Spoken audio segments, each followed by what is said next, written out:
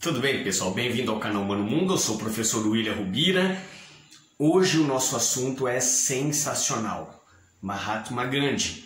Vou postar uma fotinha aqui, não é meu pai, eu juro que não é meu pai, tá bom? Mas olha, magrinho, careca, eu deixei a barba aqui agora para dar uma disfarçada, tá bom? Mas olha a fotinha que eu tirei do lado da estátua dele aqui, que da hora. Parece, dura que parece mesmo, mas enfim. Esse é o Mohandas Karamchand Gandhi, ok? Gente, Gandhi, ele é o maior símbolo ou o segundo maior símbolo de pacifismo no mundo. É desse cara que eu quero falar com vocês. Tá a fim de aprender um pouco mais sobre ele? Então vem comigo pro canal Humano Mundo, que aqui todo dia é dia de história. Até já, galera!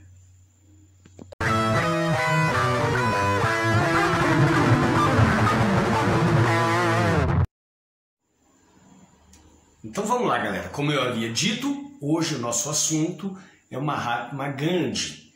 Antes de mais nada, o nome dele era Mohandas Karamchand Gandhi. Mahatma é um título, tá? Que significa grande alma, o iluminado. Ok? Mas a questão do Mahatma a gente fala um pouquinho mais pra frente. Então, o Mohandas Gandhi, ele nasceu no dia 2 de outubro de 1869, tá? E morreu dia 30 de janeiro de 1948, ok? Ele era filho de um político bem conhecido na Índia e de uma mãe bem religiosa. Só para a gente contextualizar, eu vou passar uma informação aqui, deixa eu explicar rapidamente sobre o sistema de castas na Índia, que ficou um pouco mais conhecido aqui no Brasil por conta de uma novela que falava sobre as castas na Índia, tá bom? São milhares de castas, mas quase todas elas derivam de 4 ou 5 castas. Então deixa eu só explicar para vocês rapidinho o que é casta. Então casta é você nasceu naquela casta, você não tem como mudar de casta. Então se você nasceu na casta dos brahmanes, que eram os sacerdotes, os intelectuais, olha, professores entram aí. Olha só, na Índia o professor tem valor. Aprende, Brasil, aprende, Brasil. Depois tem a casta dos kshatriyas, né, que são os guerreiros. Depois os vaishyas, que são as castas dos comerciantes, na qual o Gandhi fazia parte. Depois tem os sudras, que são os camponeses. E os 100 castas são chamados de Dalits ou intocáveis. Hoje, na Índia, a Constituição diz que não existe mais casta, que inclusive era posta no RG. Mas por mais que a Constituição negue o sistema de castas, a sociedade não. Então, por exemplo, lá tem o sistema de cotas para os Dalits, para os intocáveis, para os 100 castas.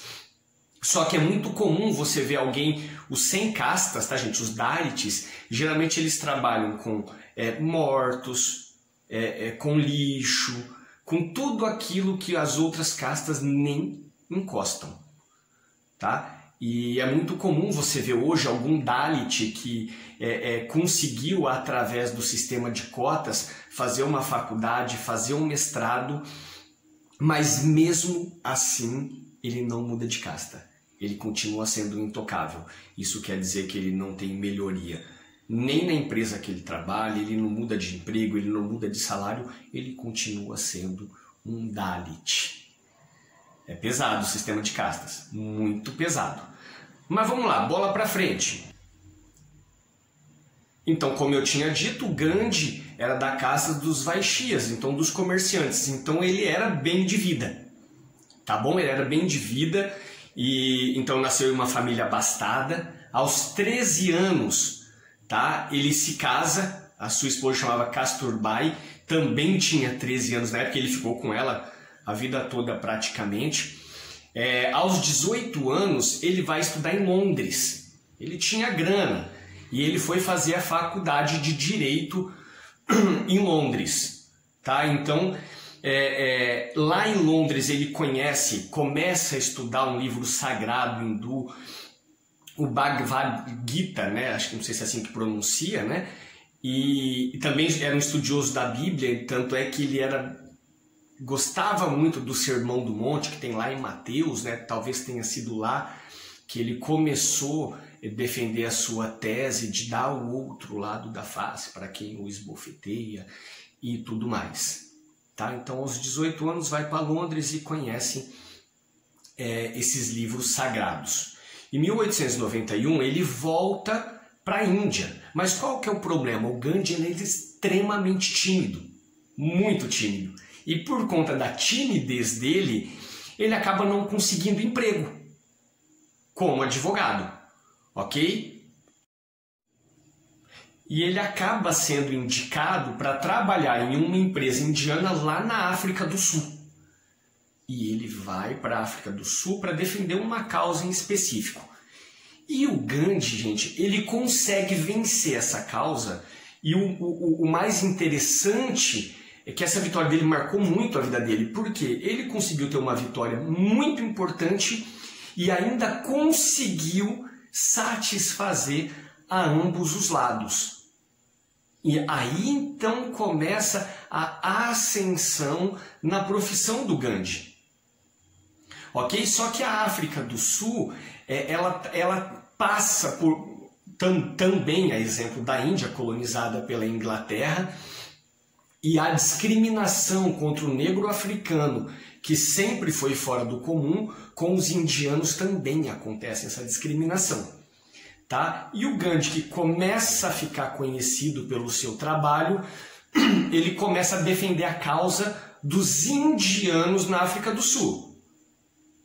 Olha só, ele não defendia a causa do africano, ele defendia a causa do indiano, tá? Que não podiam andar nos mesmos ônibus, e tem toda aquela história que a gente já conhece da África do Sul, que numa outra aula a gente fala aí do Mandela, que já tem vídeos, inclusive, aqui no canal Humano Mundo.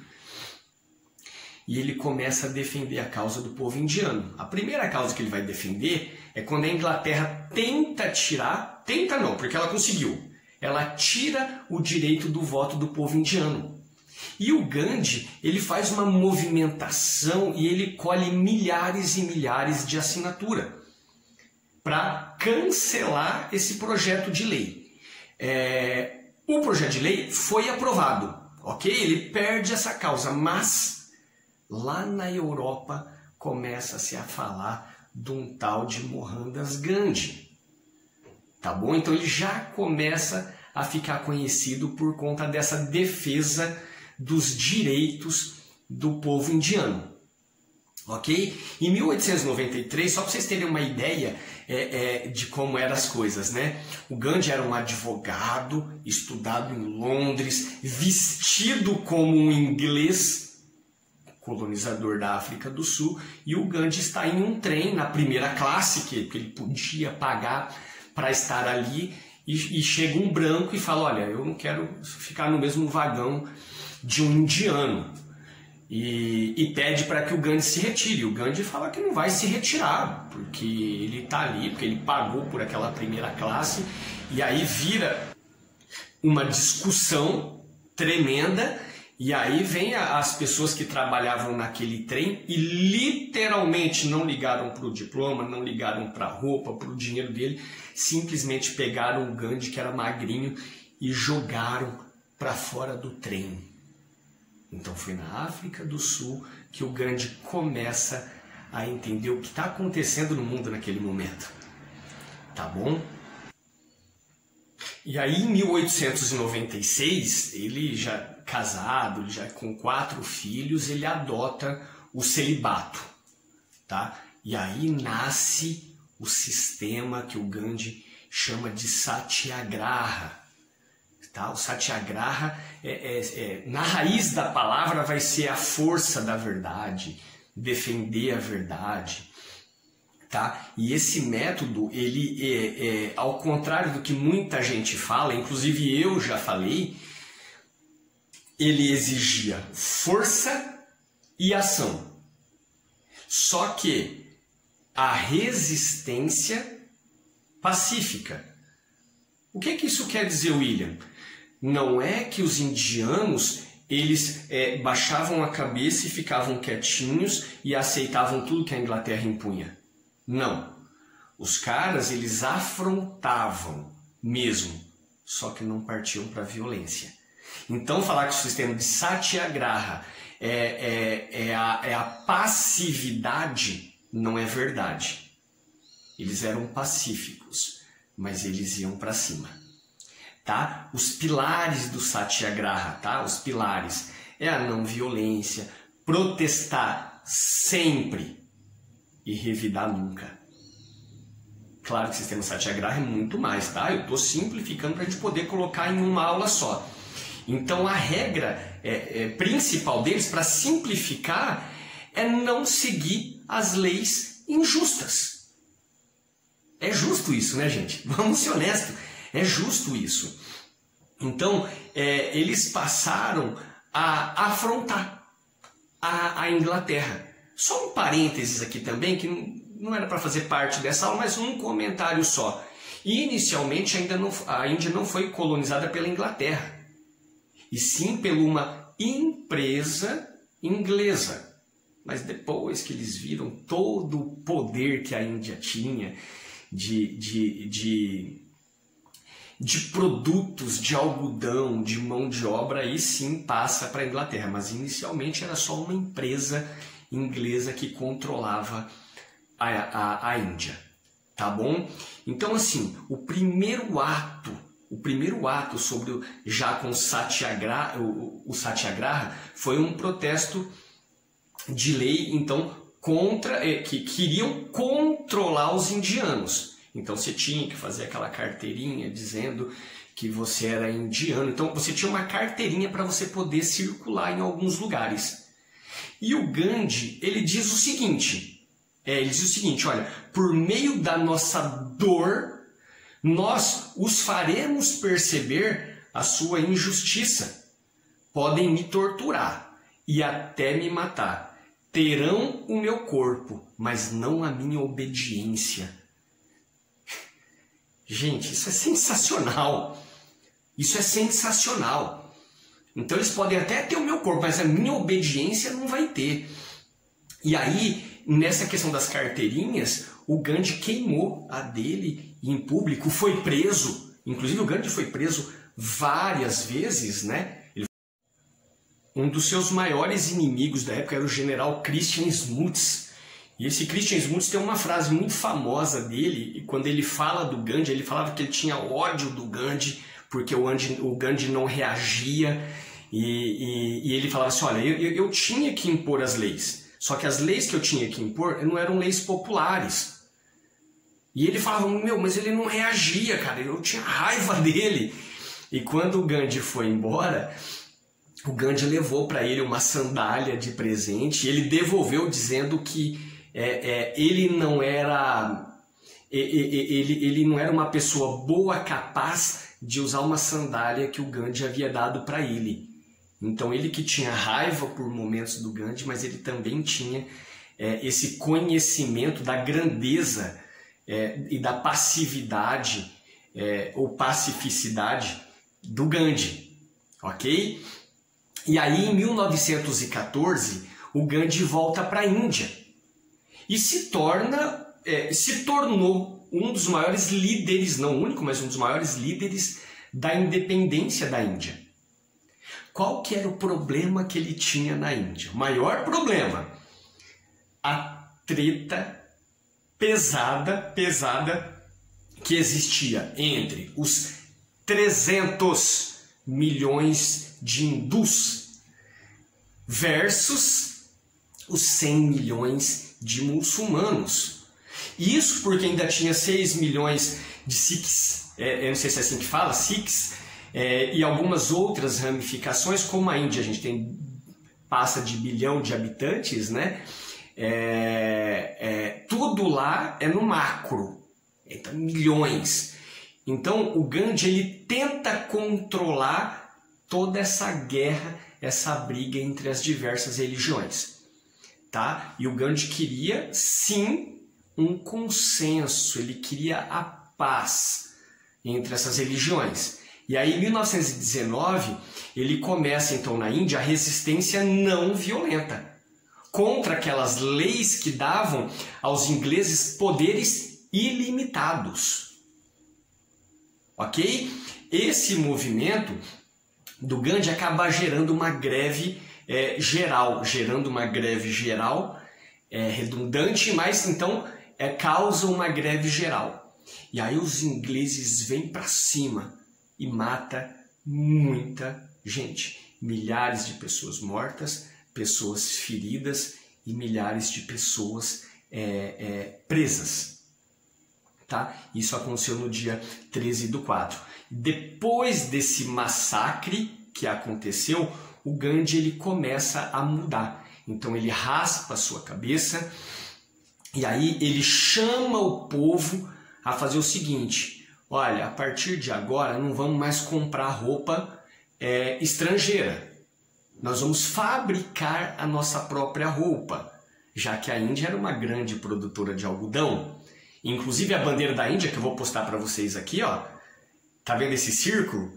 Então, isso é um tear, que o Gandhi, aonde ele ia, ele levava o tear dele. Tá? Ele tecia 2 horas por dia, então as suas próprias roupas ele fazia. Eles faziam as suas próprias sandálias e ele chama o povo a boicotar o mercado inglês. Tá? Depois desse massacre, ele muda mesmo e quebra mesmo. Porque a Índia, como todo país que foi colonizado, gente, todo país imperialista, o que eles querem?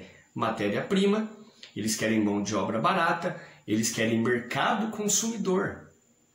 Então esse mercado consumidor com bilhões de habitantes já deixam de comprar. Uma boa parte já deixam de comprar da Inglaterra. A Inglaterra também, ela tinha um monopólio sobre o sal.